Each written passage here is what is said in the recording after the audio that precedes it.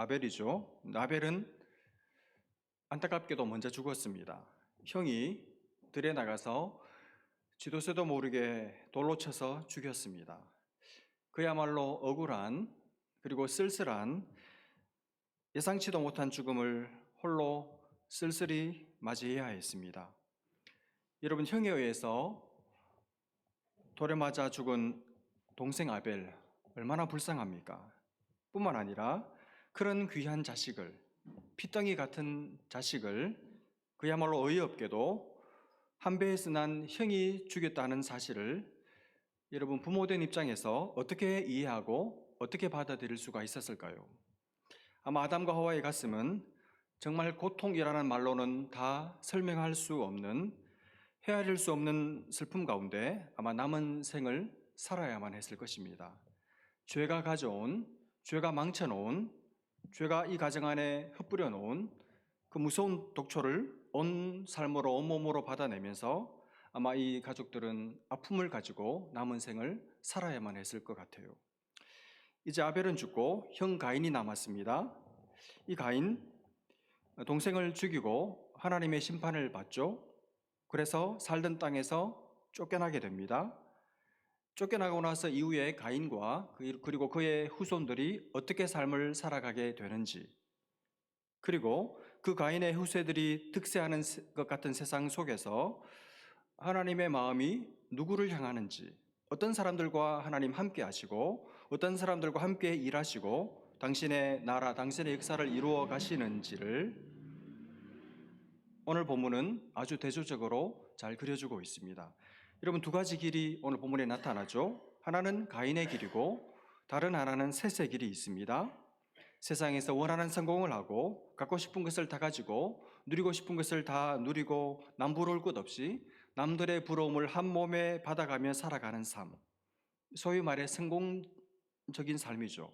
그러나 그 삶 속에 얼마나 많은 모순과 지뢰밭과 불안과 참된 만족, 참된 기쁨이라고는 찾아볼 수 없는 두려움이 가득한 인생인지를 오늘 본문이 보여주고, 동시에 그런 세상의 한가운데서 한 줄기 빛이 비치는데 그것은 아무도 알아주지 않는, 누구도 주목하지 않는, 누구도 중요하다고 생각하지 않는 하나님께 예배하는 자들, 하나님을 예배함으로 하나님을 드러내는 삶을 살아가는 사람들, 그들을 통해서 하나님은 그들과 계속 함께 일하고 계시고 당신의 사람들을 길러내시고 당신의 일을 이루시고 당신의 나라를 아름답고 영롱하게 세워가신다 하는 말씀을 오늘 본문은 우리에게 해주고 있습니다.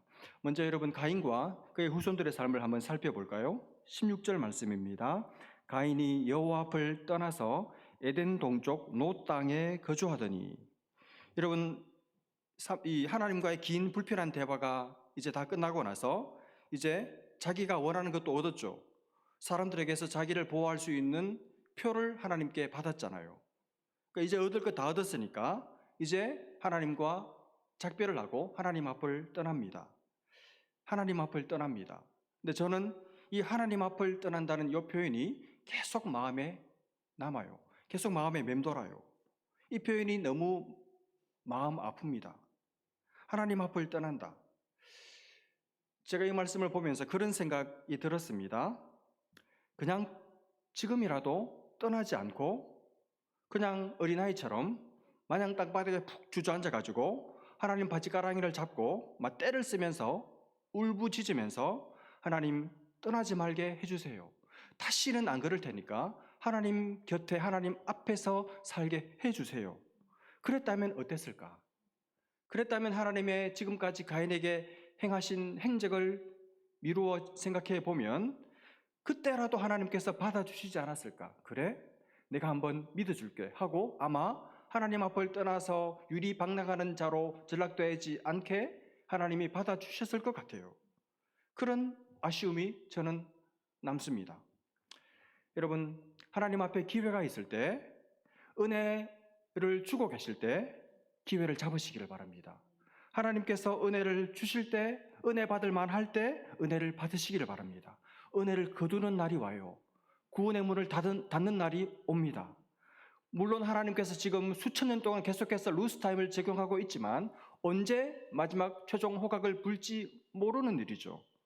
여러분, 은혜 받을 수 있을 때, 하나님의 말씀을 드리고 예배드릴 수 있을 이때 기회를 놓치지 마시기를 바랍니다. 하나님 앞을 떠나지 마시기를 바랍니다. 하나님 앞을 떠나서 하나님 없는 곳에서 내 인생에 기회가 있을 것이라고 생각하지 마시기를 바랍니다. 하나님을 떠나서 하나님 주시지 않아도 다른 복이 있을 것이라고 기대하지 마세요. 여러분, 어릴 때 많이 불렀던 찬송가가 생각이 났습니다. 그때는 뜻도 잘 모르고 깊이 묵상도 해보지 않고 무슨 맛인지 무슨 의미인지 모르고 그냥 참 많이 불렀는데, 어른들은 그 뜻을 알고 마음에 진실한 고백을 담아서 부르셨겠지만 어린 저는 뜻도 모르고 그냥 많이 불렀는데, 이런 찬송가가 있었습니다. 복의 근원 강림하사 찬송하게 하소서. 또 만복의 근원 하나님 온 백성 찬송드리고 저 천사도 찬송하세 찬송 성부 성자 성령 아멘. 뜻도 모르고 깊이 묵상도 안 해보고 참 많이 불렀는데, 지금 와서 제가 이 나이쯤 돼서 생각을 해보니까 정말 너무너무 귀한 고백이에요. 여러분, 하나님이 누구라는 것입니까? 모든 복의 근원이라는 것입니다. 모든 복을 주시는 분이 우리 하나님이시라는 거예요. 모든 복은 하나님께서 주신다는 것입니다. 모든 복은 우리 하나님께로부터 온다는 고백이죠. 여러분, 하나님은 우리에게 모든 복을 주시는 복입니다. 주시는 분이시죠. 그런데 그 하나님 앞을 떠나서 어디에 복이 있겠어요? 누가 복을 주겠습니까? 없습니다. 어디 가도 없습니다. 누구도 못 줘요. 여러분, 둘째 아들 탕자가 그 맛을 받지 않습니까?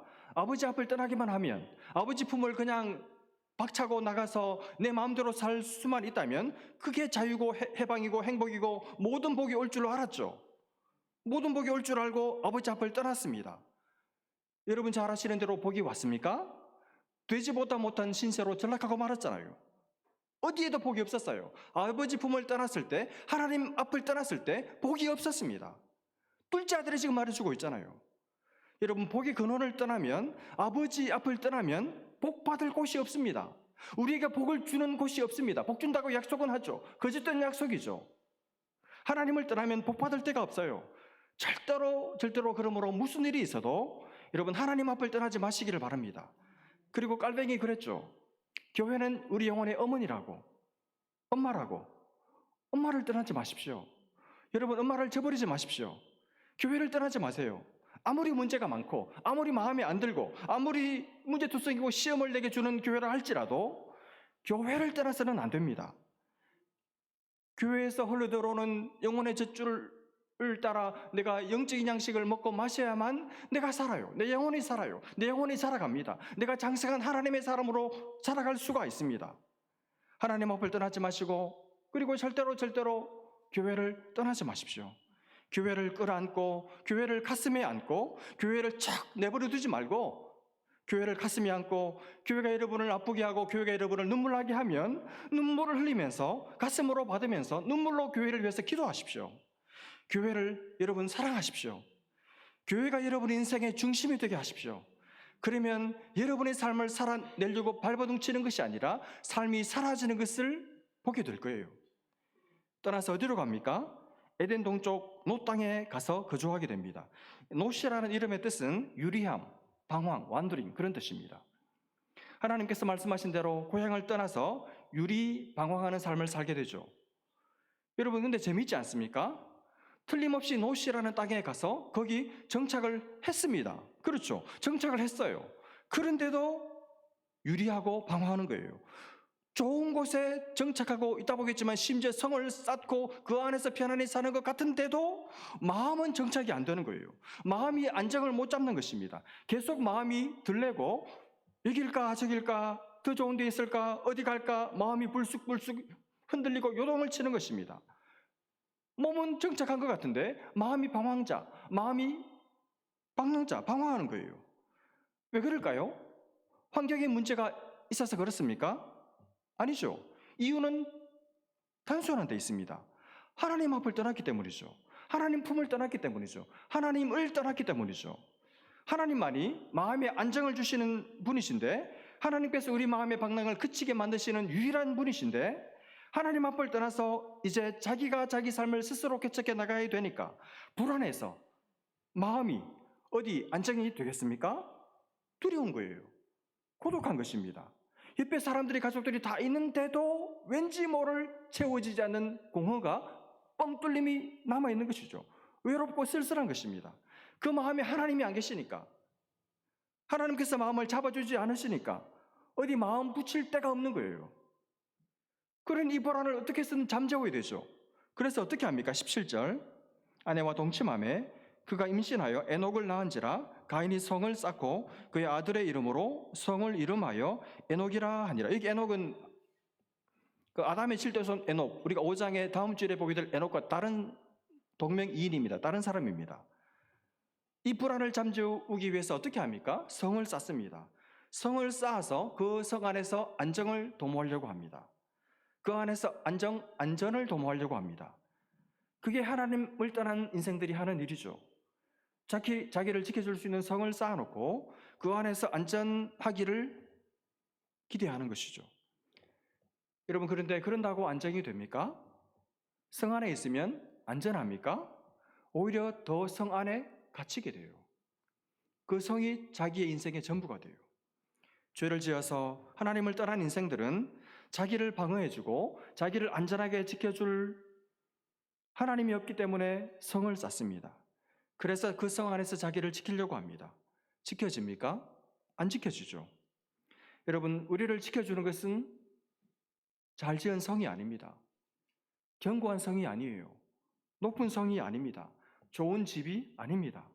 우리를 지켜주시는 분은 천지를 지으신 나를 사랑하시는 하나님 한 분밖에 없는 줄로 믿습니다. 여러분, 시편 121편 3절 8절 말씀 잘 한번 들어보십시오. 여호와께서 너를 실족하지 아니하게 하시며 너를 지키시는 이가 졸지 아니하시리로다. 이스라엘을 지키시는 이는 졸지도 아니하시고 주무시지도 아니하시리로다. 여호와는 너를 지키시는 이시라. 여호와는 너를 지키시는 이시라. 여호와께서 내 오른쪽에서 내 그늘이 되시나니, 우편 그늘이 되시나니 낮의 해가 너를 상하게 하지 아니하며 밤의 달도 너를 해치지 아니하리로다. 여호와께서 너를 지켜 모든 환난을 면하게 하시며 또 내 영혼을 지키시리로다. 여호와께서 너의 출입을 지금부터 영원까지 지키시리로다. 아멘이죠. 하나님께서 우리를 지켜주세요. 졸지도 주무시지도 않으시고 우리를 지켜주십니다. 우리의 우편 그늘이 되어서 타지 않게 지켜주십니다. 모든 환난을 면하게 해주십니다. 그리고 내 몸뿐 아니라 내 영혼을 지켜주십니다. 지금부터 영혼까지 지켜주십니다. 주님이 지켜주시기 때문에 우리는 좋은 성이 없어도, 높은 성을 쌓아놓지 못해도, 좋은 집에서 살지 못해도 우리가 안전한 자인 줄로 믿습니다. 여러분, 이 가인의 후손들 중에 우리가 특기할 만한 한 사람이 등장하죠. 이름이 라멕이라는 사람입니다. 여러분, 이 라멕이 어떤 사람입니까? 19절. 라멕이 두 아내를 맞이하였으니 하나의 이름은 아다요 하나의 이름은 실라였더라. 라멕이 어떤 사람인가 하면 아내가 둘입니다. 부러우세요? 저는 힘들었겠다 이런 생각이 간절히 듭니다. 하나님께서 일부일처제를 제정하셨는데 그 하나님의 도를 깨뜨리고 자기 소견에 좋은 대로 아내를 둘 얻습니다. 뭘 말하는 것일까요? 능력이 출중한 사람이라는 뜻이겠죠. 사람 자체가 능력이 많고 아마 돈도 부도 충분히 가지고 있는 남자였던 것 같습니다. 거기다가 자녀를 넷을 낳습니다. 3남 1녀를 낳아요. 근데 이 3남 1녀가 다 잘 됐습니다. 그러니까 자기도 빼어난 사람인데다가 자식 농사에도 성공한 사람, 한국 사람들의 로망이죠. 그 사람이 바로 라멕입니다. 자세히 한번 살펴보죠. 먼저 3남 1녀인데 첫째 아들의 이름이 뭡니까? 20절에 보시면 아다는 한 아내죠. 야발을 낳았으니 그는 장막에 거주하며 가축을 치는 자의 조상이 되었고, 첫째 아들의 이름이 야발인데 이 야발은 장막에 거주하면서 가축을 치는 자의 조상이 됐대요. 그러니까 장막을, 텐트를 말하자면 한 곳에 고정해가지고 거기서만 소규모로 목축업을 하는 그런 사람이 아니고 장막을, 텐트를 옮겨 다니면서 대규모로 가축을 한 사람, 대규모 목장을 한 사람, 말하자면 대규모 목장 주인입니다. 그러니까 오늘날로 말하면 목장을 아주 상업적으로 사업으로 아주 크게 한 사람, 한마디로 큰 어떤 기업을 운영하는 CEO에 해당하는 사람이 바로 이 야발입니다. 야발. 그러니까 사업 수완이 좋아가지고 돈을 막 끌어모은 그런 성공한 사업가, 기업인. 그 사람이 바로 라멕의 첫째 아들 이름 뭐라고요? 야발. 그러니 첫째 아들 일단 성공했죠. 잘 키웠죠. 성공. 둘째 아들 이름이 뭡니까? 21절에 보시면 그의 아우의 이름은 유발이니 그는 수금과 퉁소를 잡는 모든 자의 조상이 되었으며, 둘째 아들은 이름이 유발인데 이 유발은 수금과 퉁소, 현악기, 관악기를 잡는 모든 자의 조상이 됐습니다. 그러니까 악기를 아마 개발을 해서 음악을 연주하고 그 음악을 연주하는 것을 통해서 사람들의 푸석푸석한 마음을 이렇게 기경하고 만져주고 위로하는 그런 역할을 하므로 수많은 사람들의 삶의 정서적인 피로를 만족시켜주는 그런 혜택을 끼친 사람. 음악적인 재능이 탁월해가지고 많은 사람들에게 유명한 음악가로 알려진 사람. 요즘으로 말하면 BTS, 아니면 블랙핑크, 뉴진스 이런 음악을 가지고 사람들의 마음을 위로해 주었던 당대의 유명한 어떤 음악인. 그 사람이 바로 둘째 아들 이름 뭐죠? 유발. 그러니 얼마나 첫째도 그렇고 둘째도 그렇고 얼마나 성공했고 얼마나 아빠 라멕의 입장에서 자랑스러웠겠습니까? 셋째는 어떨까요? 셋째 아들의 이름은 22절에 나옵니다. 실라는 둘째 아내죠. 두발 가인을 낳았으니 그는 구리와 쇠로 여러 가지 기구를 만드는 자요. 거기까지. 셋째 아들 이름이 뭡니까? 두발 가인. 야발, 유발, 두발 가인. 외우기 쉽죠? 한결이 발자 돌림인 것 같아요. 야발, 유발, 두발 가인. 요 셋째 두발 가인은 이름에서 풍기는 대로 두발 가인. 구리와 쇠를 가지고 여러 기구를 만드는 사람. 그러니까 오늘날로 말하면 테크니션, 엔지니어겠죠. 수고로이 이마에 땀을 흘려서 일을 해야 먹고 살 수 있는 그 고통스러운 노동의 현장에 있는 많은 사람들에게 적절한 기구들을 만들어서 사람들의 그 수고로움을 현저하게 덜어준 사람. 그 사람이 바로 셋째 아들 두발 가인이었다는 겁니다. 그러니까 첫째, 둘째, 셋째 다 잘 컸잖아요. 다 성공을 했습니다. 다 자랑스러운 아버지의 아들들이 되었습니다. 그러니 라멕 입장에서, 아버지 라멕 입장에서 얼마나 돌아다닐 때마다 어깨에 힘이 들어가겠어요. 얼마나 할 말이, 자랑하고 싶은 말이 많았겠습니까? 거기다가 삼남 일녀라 그랬잖아요. 막내가 딸입니다. 위로 아들이 하나, 둘, 셋, 아들이 셋 있는데 넷째가 태어났는데 막내인데 얘가 딸이에요. 그러면 더 부럽고 이쁩니다. 아들만 셋 있는 집에 딸이 나왔다. 그러면 얘는 잘 안 생겨도, 지 마음대로 생겨도 일단 딸이기 때문에 딸이라는 그 존재 자체만으로도 모든 가족들의 사랑과 이쁨을 한 몸에 받는 인물이죠. 그런데 태어나서 보니까 그렇지 않아도 딸인데 애가 너무 이뻐요. 야, 미스 코리아 되겠다. 아니나 다를까 점점 커가는데 나중에 20대가 됐는데 너무 이뻐요. 남자들이 가다가 그냥 지나가는 법이 없어요. 가던 길을 다 멈춰요. 그리고 숨을 못 쉬어요. 호흡 곤란을 호소합니다. 너무 이뻐가지고, 너무 빛이 나가지고. 그런 딸이 막내 나아마입니다. 여러분, 요 나아마에 대해서 설명이 없습니다. 오빠들은 다 한 줄씩 소개를 했잖아요. 그렇죠? 근데 요 나아마는 소개가 없어요. 22절 끝에 보십시오. 두발 가인의 누이는 나아마였더라. 그리고 끝! 없어요. 무슨 말입니까? 설명하지 않아도, 굳이 소개를 하지 않아도 온 나라가 다 아는 절세 미인, 우리나라를 대표하는 미인, 바로 그 나아마. 그러니 굳이 설명이 필요 없죠. 너무너무 끼가 많고 재주가 많고 얼굴이 예뻐가지고 그 이름 자체가 그냥 하나의 상품이고 하나의 브랜드가 되는, 이름만 들으면 척 누구나 다 아는 그런 유명인 나아마, 그런 미인이었다는 것입니다. 오늘날로 말하면 장원영, 제니 이쯤 되겠죠. 형제들은 여러분 그런지 모르겠지만 장원영, 제니 이름만 들어도 바로 은혜를 받습니다. 마음에 기쁨이 밀려오죠. 생각만 해도 기쁨이 넘치죠. 이런 딸이었던 거예요. 자, 여러분 라멕 삼남 일녀 완벽하잖아요. 완벽한 가문 부럽지 않습니까? 아들 셋 다 잘 컸고 다 성공해서 잘 살고 막내로 딸을 얻었는데 그 딸이 너무너무 자랑스러운 예쁜 장원영입니다. 그러면 부를 게 없죠. 뭐가 부르겠어요? 누가 부르겠습니까? 한마디로 라멕의 인생, 가인의 후예인 라멕의 인생, 성공한 인생이죠. 근데 여러분, 그런 라멕이, 남부를 것 없는 라멕이, 그런데 오늘 세상에 자기 아내들을 불러놓고 하는 말을 한번 들어보십시오. 23절 24절. 라멕의 아내들에게 이르되 아다와 실라여 내 목소리를 들으라. 라멕의 아내들이여 내 말을 들으라. 나의 상처로 말미암아 내가 사람을 죽였고 나의 상함으로 말미암아 소년을 죽였도다. 가인을 위하여는 벌이 7배일진데 나 라멕을 위하여는 벌이 10배인 77배이리로다 하였더라. 아마 조그만 상처를 입은 것 같아요. 길을 가다가 어떤 젊은 사람과 부딪혔는데 조금 상처가 난 것 같습니다. 근데 그게 기분이 나빠가지고 그 젊은 사람을 죽였다는 거예요. 그걸 지금 자랑이라고 자랑을 아내들 앞에서 하고 있습니다. 여러분, 뭘로 죽였을까요? 그 귀한 자랑스러운 셋째 아들 두발 가인이 만들어준 그 어떤 기구를 가지고 죽였지 않았겠습니까? 근데 그걸 자랑이랍시고 떠벌리고 있는 거예요.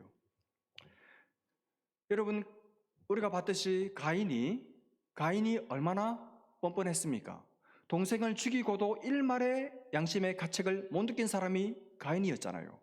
그리고 동생을 죽인 것은 생각도 하지 않고 자기가 죽을까 봐서 하나님께 자기 생명을 담지해 달라고 부탁한 사람이 가인이잖아요. 얼마나 사람이 뻔뻔해요.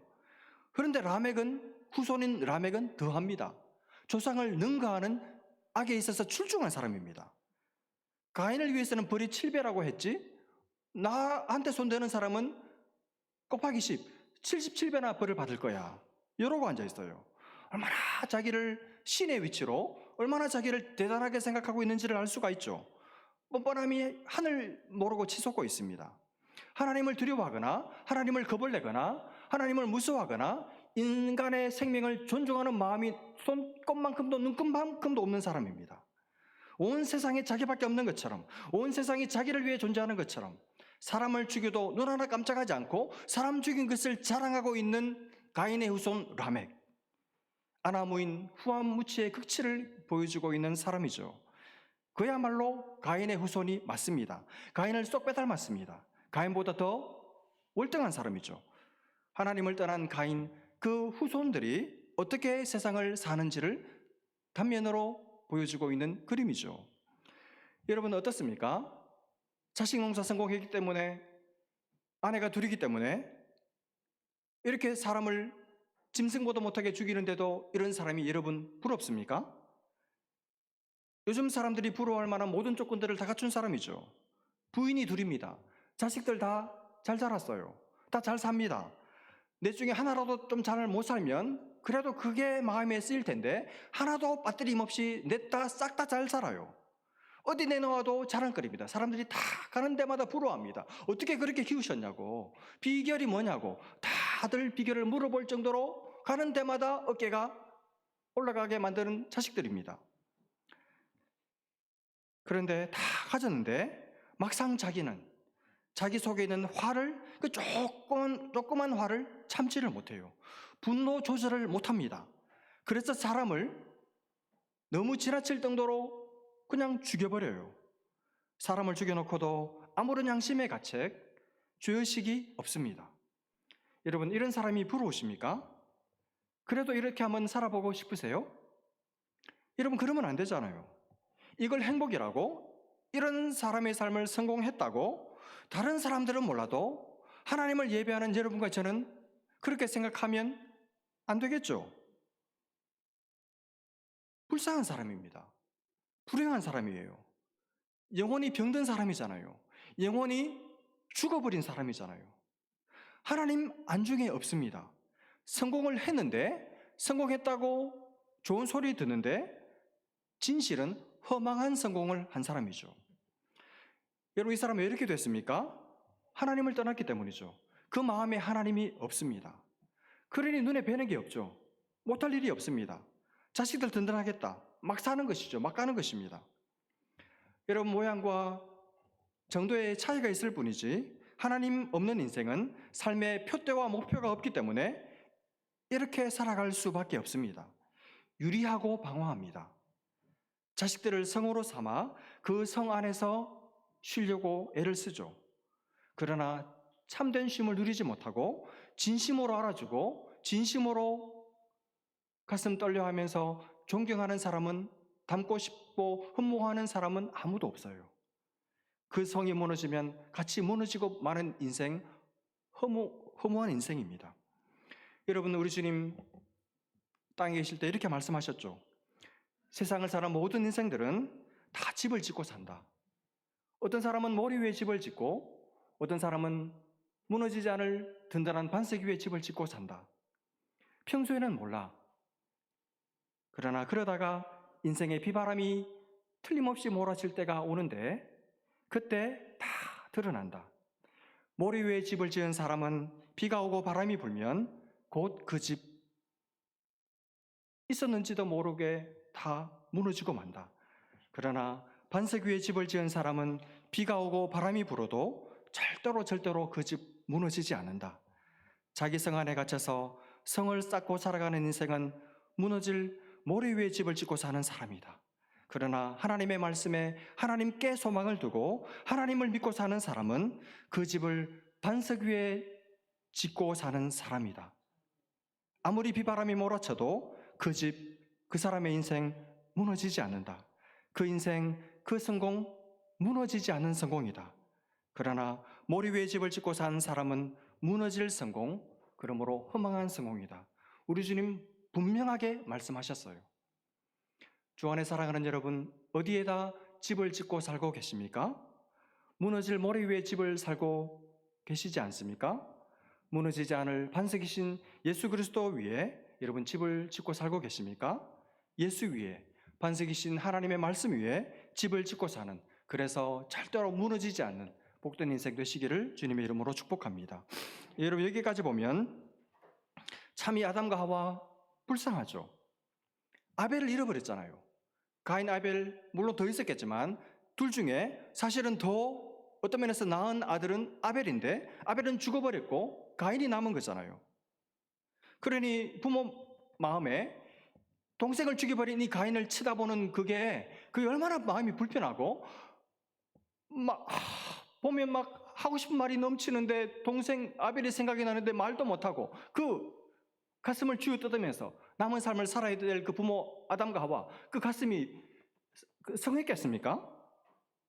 얼마나 마음이 힘들었겠어요. 그리고 하나님의 편에서 보면 더 이상 이 가정에는 믿음의 대가 이제는 이어지지 않는, 믿음의 대가 끊어져 버린 것 같은 그런 믿음의 위기가 온 것이죠. 그때 하나님께서 놀라운 일을 하나 하십니다. 25절 26절 아담이 다시 자기 아내와 동침하매 그가 아들을 낳아 그의 이름을 셋이라 하였으니 이는 하나님이 내게 가인이 죽인 아벨 대신에 다른 씨를 주셨다 함이며 셋 또 아들을 낳고 그의 이름을 에노스라 하였으며 그때의 사람들이 비로소 여호와의 이름을 불렀더라.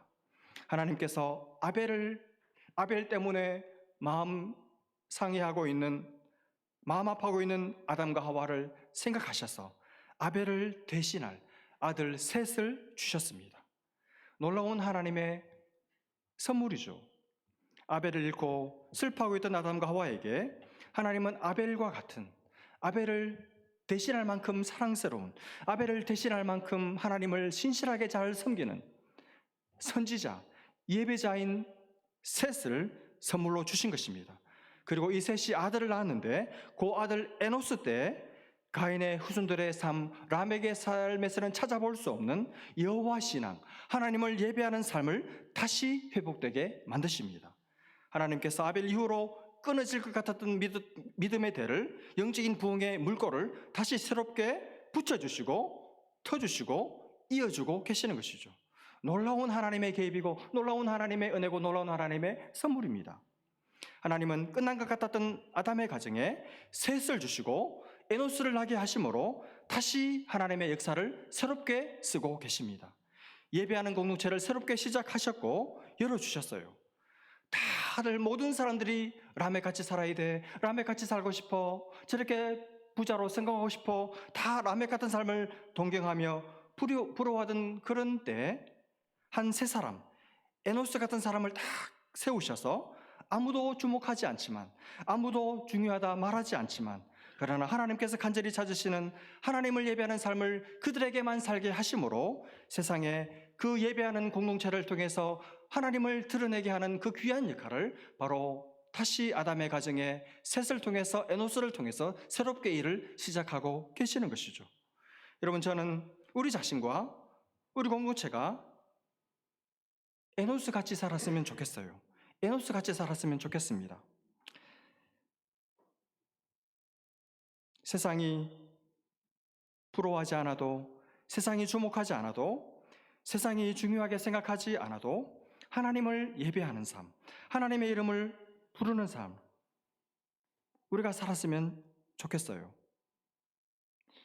여러분, 하나님을 드러낼 수 있는 사람들은 우리밖에 없습니다.